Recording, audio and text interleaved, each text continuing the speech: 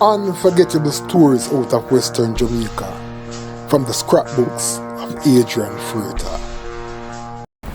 If you live in Montego Bay and you are not familiar with the name Alan Lewin, chances are you have been living under a rock for the past 2 decades.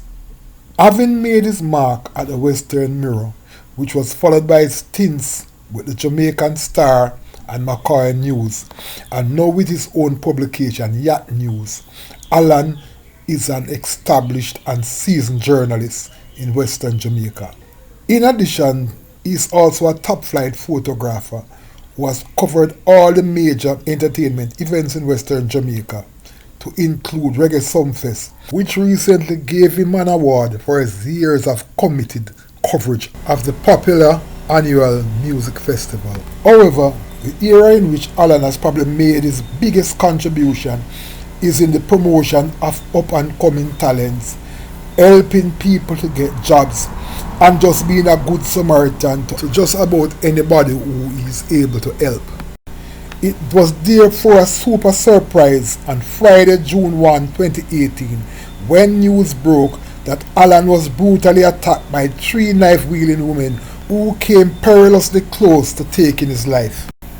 In this edition of Lest You Forget, we will be revisiting that ugly incident from a story I wrote for the Star under the headline "Mobile Journalist Recovering After Knife Attack," which was published on June 5, 2018.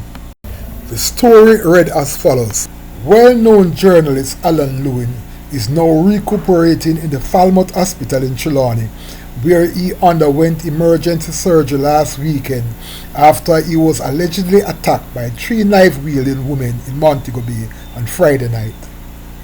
Lewin, who has worked with several media entities including the Western Mirror and the Star, was reportedly attacked and stabbed several times in the head, back and chest in the vicinity of the Montego Bay Post Office No. 1, which is located less than 300 meters from his home in Paradise Row, North Gully.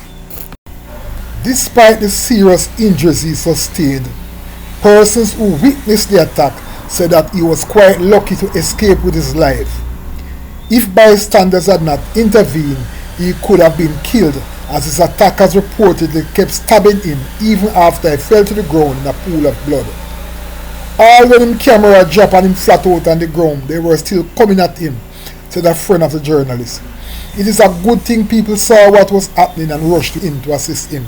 Lewin, who was bleeding profusely, was initially rushed to the Corner Regional Hospital, but was subsequently transferred to the Falmouth Hospital after he reportedly lost consciousness. At Falmouth, he underwent emergency surgery and has since been stabilized.